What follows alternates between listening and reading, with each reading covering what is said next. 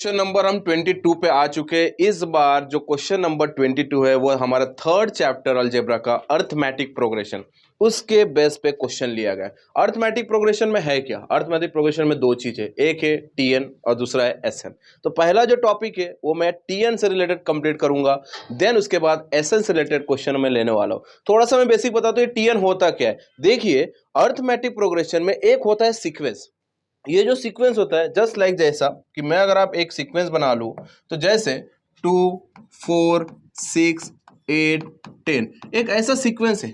बोला है कि फर्स्ट पोजीशन पे कौन सा नंबर बैठा है, तो फर्स्ट पोजीशन पे नंबर बैठा मतलब ये T1 की वैल्यू है। ये 1 मतलब क्या? पोजीशन, जिसको हम डिनोट N से भी करते हैं।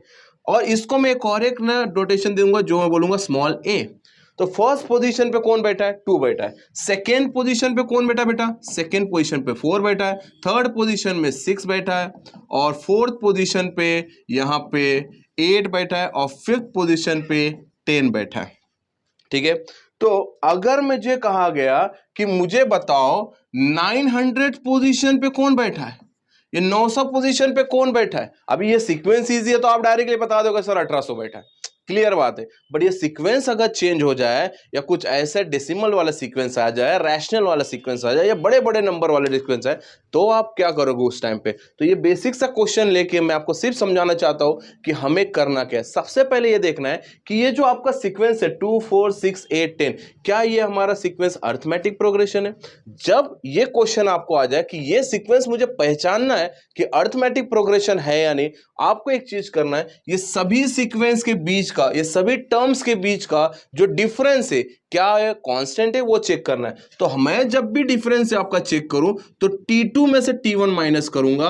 तो T2 माइनस T1 अगर मैं करता हूं तो ये मिल जाएगा 4 में से 2 देखिए T3 में से T2 करूंगा, 6 में से 4 गया तो भी 2 मिलेगा, 8 में से 6 गया तो भी 2 मिलेगा। मतलब इन सभी टर्म्स के बीच का जो डिफरेंस है वो 2 है, जो कि कांस्टेंट है। तो ऐसे सीक्वेंस को मैं बोलूंगा अर्थमेटिक प्रोग्रेशन।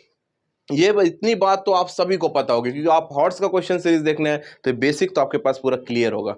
अब आगे की बात मैं बताता हूं कि जैसे मैंने आपको बोला T900 मतलब ये 900 वाले पोजीशन पे कौन सी वैल्यू बैठी है ये बताओ। तो ऐसे टाइम पे क्या करना है, ये जो फॉर्मूला है Tn is equals to a plus n minus 1d, इसका यूज करना है आपको। किसी भी पोजीशन की वैल्यू निकालने के लिए आपको इसी फॉर्मूला का यूज करना पड़ेगा।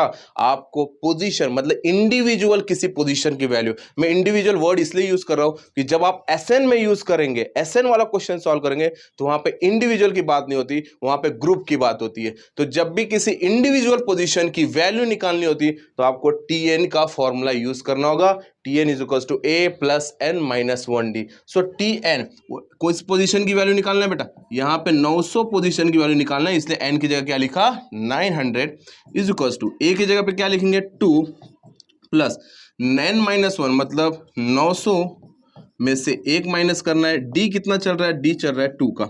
सो देखिए इसी पोजीशन की जो वैल्यू 1800 ही आएगी। 2 प्लस 900 में से एक गया 899 इंटू 2। देखिए इन सबका मल्टीप्लाई कर लीजिए और प्लस 2 ऐड कर लो, आपको क्या मिलना है? आपको 1800 ही मिलना है। मतलब एक बात तो आपको समझ में आ गई कि किसी भी पोजीशन की वैल्यू निकालने के लिए आपको इसी फॉर्मूला का यूज करना होगा। तो ऐसा क्या है इस क्वेश्चन में जो सर ने लिया? इस क्वेश्चन में आपके साथ सिर्फ एक वर्ड ने पूरी चीज चेंज की है। देखिए क्वेश्चन पढ़िए, क्या ये मेरा T1 की वैल्यू है -11, क्या T2 की वैल्यू -8 है? मैं कहूंगा नहीं बेटा, इसमें थोड़ा सा चेंजेस है। देखिए question, find the fourth term of from the and in an AP, मतलब आपको फोर्थ टर्म निकालना है। फोर्थ टर्म पे कौन सा इस फोर्थ टर्म वाले पोजीशन पे कौन सा नंबर बैठा है वो पता करना है। बट ये जो सीक्वेंस की शुरुआत होगी वो होगी एंड इन एन एपी, मतलब एंड से शुरुआत होगी, मतलब इसकी शुरुआत जो एंड पे 49 है वो फर्स्ट पोजीशन पे आ जाएगा। देखिए -11 था, -8 था, -5, लास्ट में 49 था। अब इसको चेंज कीजिए, अब ये क्या हो जाएगा? फर्स्ट पोजीशन पे कौन है हमारे? वो है भाई साहब 49। क्लियर? उसके बाद क्या आएगा? Dot dot dot dot dot dot, comma फिर क्या आएगा -5, फिर आएगा -8, फिर आएगा -11। तो जो स्टार्टिंग के 3 पोजीशन थे वो लास्ट के 3 पोजीशन हो चुके हैं, जो स्टार्टिंग के 3 पोजीशन के नंबर थे वो लास्ट पोजीशन के नंबर हो चुके हैं, और जो लास्ट में था वो फर्स्ट पे आ चुका है। ये बात इतनी आपको क्लियर हो गई, स्टेप बाय स्टेप ध्यान देते रहिए।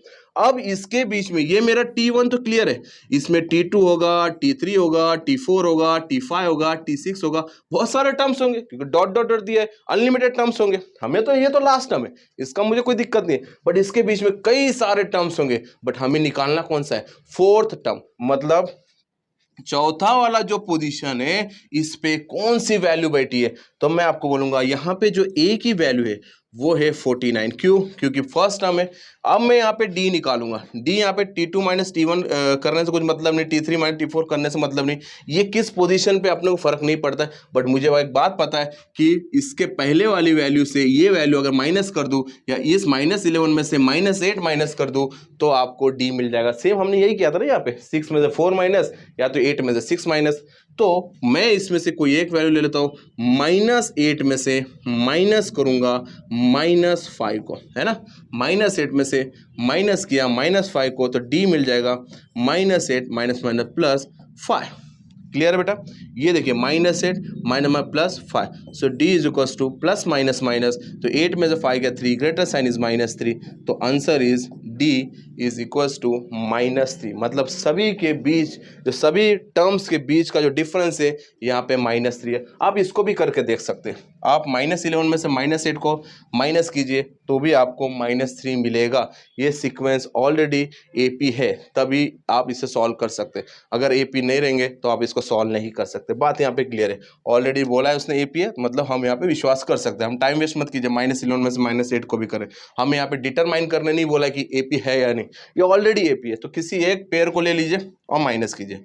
अब मैं आता हूँ वही फॉर्मूला जो हम यूज कर रहे हैं, कि मैंने आपको कहा था किसी भी पोजीशन की वैल्यू निकालनी है तो आपको यूज करना है Tn is equals to a plus n minus 1 d।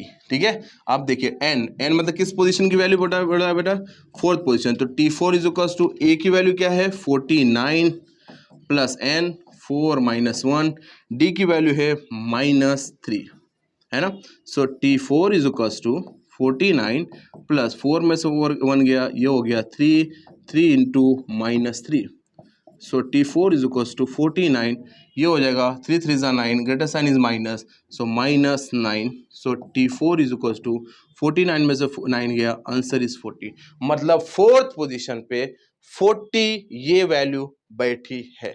ये क्वेश्चन कैसे भी चेंज कर सकते हैं, ये आपको पूछ सकता है कि 5th पोजीशन का बताओ, 6th पोजीशन का बताओ, 10th पोजीशन का बताओ। भैया इसमें सिर्फ पोजीशन अगर चेंज करना है तो यहाँ पे सिर्फ और सिर्फ n की वैल्यू आपको चेंज करनी है। अगर यहाँ पे सीक्वेंस ही चेंज होता है तो आपको a भी चेंज होगा, d भी चेंज होगा। बट बच्चों ऐसे क्वेश्चन को थोड़ा सा गड़बड़ न करके आप एक बार टाइटल जरूर पढ़ लेना। टाइटल में यहाँ बोला है कि आपका जो शुरुआत है, जो सीक्वेंस की शुरुआत है वो एंड से होनी चाहिए, मतलब सीधा सीधा आपको उसको घुमा देना है और लास्ट से शुरुआत करना है। इसलिए इस क्वेश्चन को मैंने क्वेश्चन नंबर 22 हॉट्स में डाला है कि यहाँ पे ऐसे क्वेश्चन अगर आपके फंस जाते हैं बोर्ड में तो आप बिल्कुल गड़बड़ ना करें। तो चलिए इसको आप नोट डाउन कीजिए। क्वेश्चन नंबर 23 हम लोग सेम टीएन से रिलेटेड जितने क्वेश्चन है, जो हॉट्स क्वेश्चन है, जो इंपॉर्टेंट क्वेश्चन है, वो मैं यहाँ पे लेते रहूंगा। उसके बाद में एसएन क्वेश्चन पे पहुंचूंगा। लिख लीजिए इस चीज को।